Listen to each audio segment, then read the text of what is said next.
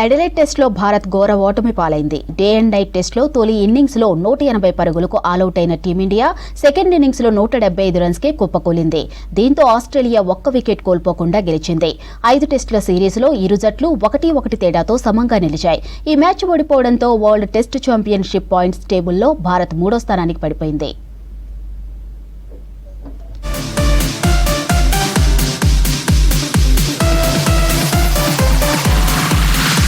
ప్రతిష్టాత్మక border Gavaskar trophy రెండో టెస్ట్లో భారత్కు ఓటమి ఎదురైంది. అడ్లైడ్ వేదికగా ఆస్ట్రేలియాతో జరిగిన డే అండ్ నైట్ టెస్ట్లో భారత్ ఘోరంగా విఫలమైంది. పింక్ బాల్ టెస్ట్లో ఆసీస్ 10 వికెట్ల తేడాతో గెలిచింది. తొలి ఇన్నింగ్స్లో భారత్ 180 పరుగులకు ఆలౌట్ కాగా ఆసీస్ 336 పరుగులు చేసింది. రెండో ఇన్నింగ్స్లో టీమిండియా 175 పరుగులే చేయగలిగింది. కేవలం 19 పరుగుల లక్ష్య ఛేదనలో ఆసీస్ వికెట్లేమీ నష్టపోకుండా 3.2 ఓవర్లలోనే విజయం సాధించింది.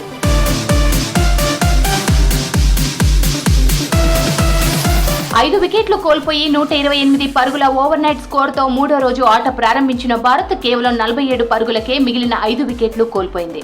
షార్ట్ పిచ్ బంతులకు తడబడిన టీమిండియా 175 పరుగులకే ఆల్అౌట్ అయింది. దీంతో ఆస్ట్రేలియాకు 19 పరుగుల లక్ష్యం దక్కింది. తెలుగు ఆటగాడు నితీష్ కుమార్ రెడ్డి ఒక్కడే ఆసీస్ బౌలర్లతో కాస్త పోరాడాడు. 42 పరుగులు చేసి భారత్కు ఇన్నింగ్స్ ఓటమిని తప్పించాడు. మిగతా బ్యాట్స్మెన్లలో రిషబ్ పంత్, శుభ్మన్ గిల్ ఇద్దరూ చెరో 28 పరుగులు చేశారు. ఎస్ఎస్వి 24 పరుగులు చేశాడు. మిగతా బ్యాటర్లు కేఎల్ రాహుల్, కోహ్లీ, రోహిత్, అశ్విన్ ఫెయిల్ అయ్యారు. ఆసీస్ బౌలర్లలో కెప్టెన్ ప్యాట్ కమిన్స్ 5 వికెట్లు, బోలాండ్ 3, స్టార్క్ 2 వికెట్లు తీశారు.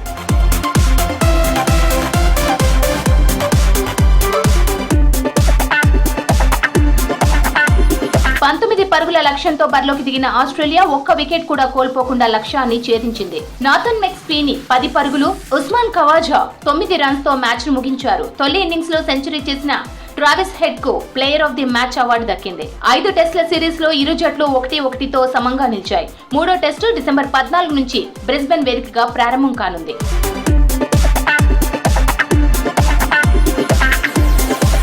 ఈ మ్యాచ్ ఓటమితో వరల్డ్ టెస్ట్ ఛాంపియన్షిప్ పాయింట్ల పట్టికలో భారత్ 3వ స్థానానికి పడిపోయింది. పెర్త్ టెస్ట్ లో ఘన విజయం సాధించి WTCలో అగ్రస్థానంలో నిలిచిన టీమిండియా సెకండ్ టెస్ట్ ఓటమితో 3వ స్థానానికి పడిపోయింది.